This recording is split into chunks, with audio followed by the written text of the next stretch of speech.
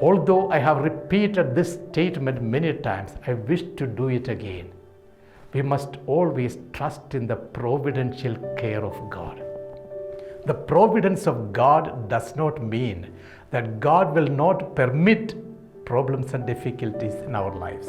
But in spite of our problems and difficulties, our God will take care of us. मूलं समीक्ष्य यत्र गम्यताम् सर्वेषां मार्गं तथैव प्रवृत्तिः मूलं समीक्ष्य यत्र गम्यताम् सर्वेषां मार्गं तथैव प्रवृत्तिः. Sisters and brothers, a very hearty welcome to each one of you to the 12th Sunday of the liturgical year in the ordinary times. In accordance with the readings that we are listening today, I'm reminded of an incident narrated in the life of a young man who wanted to join a monastery. He went to the monastery and met with the master of the monastery and expressed to him the desire that he would like to become a member following the lifestyle of the master in the monastery. The master was very happy to have a young man added to the membership of the monastery. But he told him one thing. In order to become a member in this monastery, you have to pass a test. And the test is this.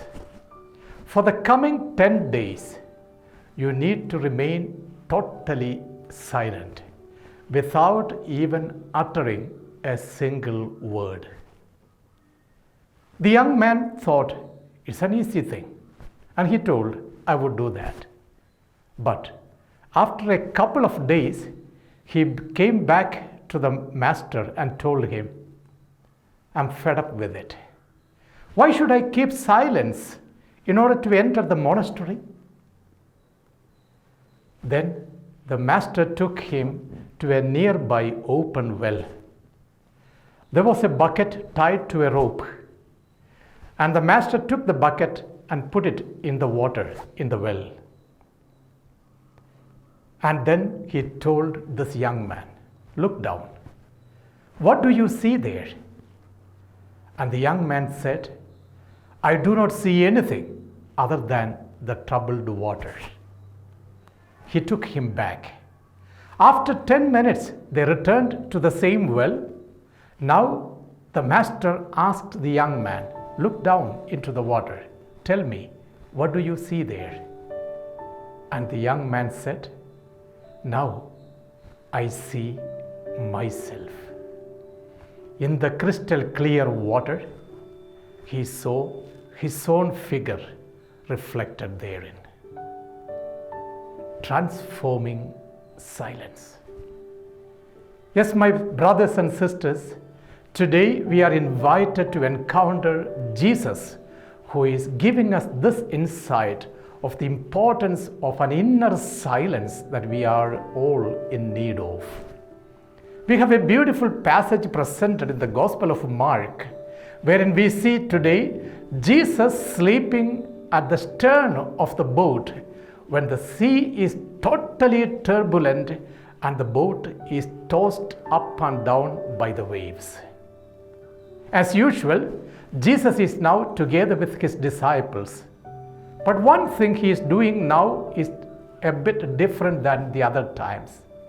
Normally we see in the Gospel, after the day's work, Jesus sends his disciples to have some rest elsewhere, and he goes alone to a lonely place in order to be in union with his Father. But today we see him immediately after the ministry joining his disciples and traveling with them in the boat. And perhaps he makes use of this time in the boat for that union that he needed very much with his Father. That's why he goes to the stern of the boat and there he takes a peaceful, silent nap. He is sleeping in that perfect union with his Father. Yes, it is at that time suddenly there arose a wave and stormy wind, and the boat was tossed up and down. You know very well, all these people who are in the boat are used to the nature of the sea. Majority of them were fishermen. As a result, they knew what a storm is, how to wave off the storm in itself. But at the same time, we find they were totally afraid. That shows forth the intensity of the storm and the weather that was very turbulent and wild. Yes, my sisters and brothers, even the disciples were afraid to face the nature's anger. It is then that they went to ask for help from Jesus. They call him up, they wake him up, and they tell him, "Don't you see that we are perishing? Help us, Lord, in this turbulent times." And what does the Lord do? He gets up and he looks at the nature and he commands, "Peace, be still." We see the same thing, or rather the similar way, Jesus handling also human beings and their problems. For example, when Jesus is casting out a demon from a possessed man, he would say, "Be still," and come out of the man. It's in the same way now, he is also dealing with the nature. Here we see the almighty nature of God. God's providential care is over all of us, enveloping us with that powerful presence of his loving care for all of us. In spite of the fact there is weather that is stormy and windy. Yes, my brothers and sisters, although I have repeated this statement many times, I wish to do it again. We must always trust in the providential care of God.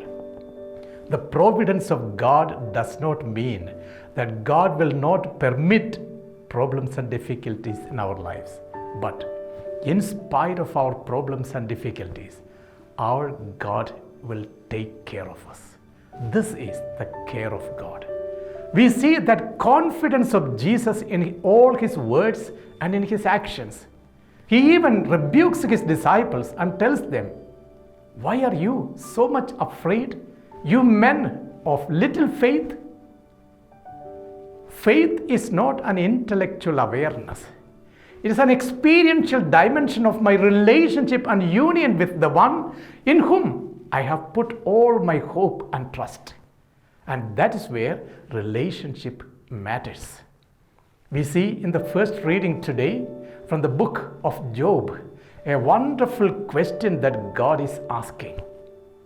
You know very well, Job was a God-fearing man, but at one point of his life, he even wavers. And he goes to God and asks him the question, "Why should a righteous man suffer?" If you read from chapter 38 to 41, you would find there hundreds of questions God is asking now Job back. And one of them is placed before us. And the question is very pertinent in the life of Job. Who has put a door to the sea? Who has put the swaddling clothes like clouds of garment around the sea? It's I. If I have done that, who are you to question me? Do you question the providential care that God has for you when you are a bit down, when you have difficulties and problems? Listen to those words which we hear from the second reading from the mouth of St. Paul in his letter to the Corinthians. Paul says, "One man died for all, so that all of us will have life. Therefore, now onwards we live not for ourselves, but for him who died for us. Proclaim him, profess him, have trust and faith in him."